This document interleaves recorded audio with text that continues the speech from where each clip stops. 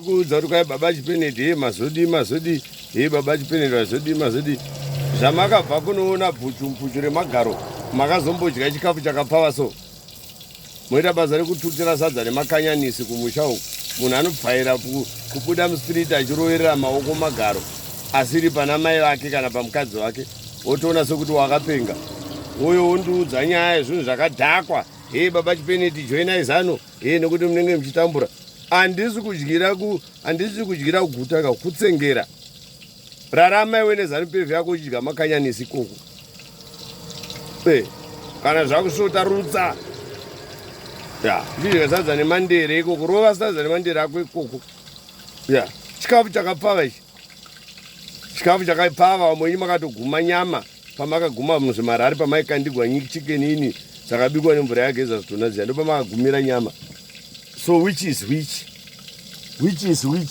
Aka kaupenyu kemabosi kaka. Kaupenyu kemabosida. Haisi sadza. Handisi kubikira sadza. Kutsengera. Tichitenda zuva rakarohwegwa mwanakomana waMwari Yesu.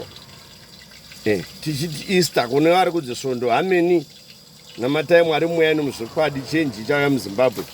Vasingadi nechenji ndovana diabolos. Apa vanenge vasina chavanoda. Agree or disagree with Baba Chipeneti, you always tell the truth.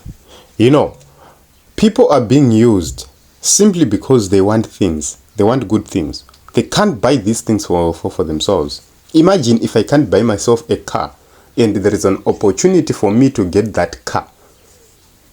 Just imagine if I don't have morals. I'll go and twerk only to get that car. Just imagine the children, the family members of that woman aitambisa magaro. Achimbirwa maiwele, aitambisa magaro. In front of everybody, in front of everyone. These are people who are objectifying women. And when people like Shadaya starts to talk about or speak about these women, they'll be threatened. But who is objectifying those women? Anumruzoli. That is the problem which we have in Zimbabwe. Yekuti munhu ari kutambira magaro kuti apiwe akwa. Tambisa magaro kuti agopiwa akwa. Yekuti you can buy for yourself if this government was reasonable.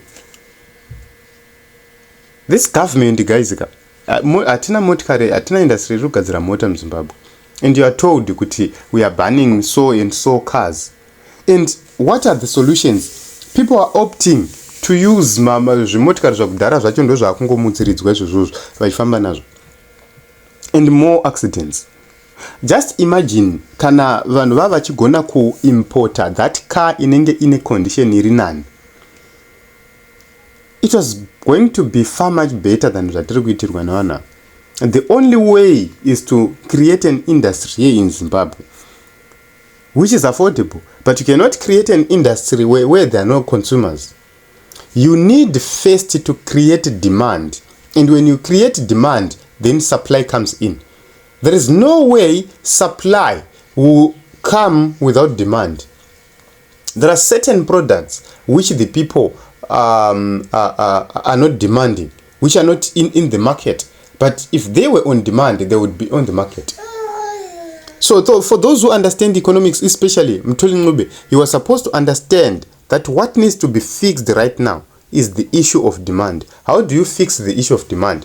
Making sure that people afford. When people afford, they will start to demand. And when they demand, supply will come. That's simple. That is simple. When people demand low value cars, it means they don't afford high value cars. But when they afford high value cars, they would demand high value cars because hakuna singadi chakanaka, hakuna singadi kudrive mota hombe, hakuna singadi kudrive motikari inoshamisira. But we go for the X jobs because ndo zvatino afford. That is the reality. That is the truth.